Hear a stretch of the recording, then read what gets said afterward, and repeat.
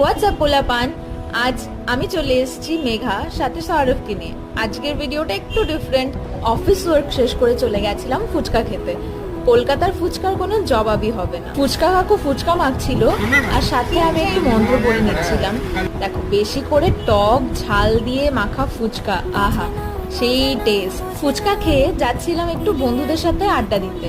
রাস্তায় বাপরে বাপ এত জল, চারদিকে একদমই চারদিকে শুধু জল আর জল। ওখানে গিয়ে শুনি বোনের দুঃখের স্টোরি।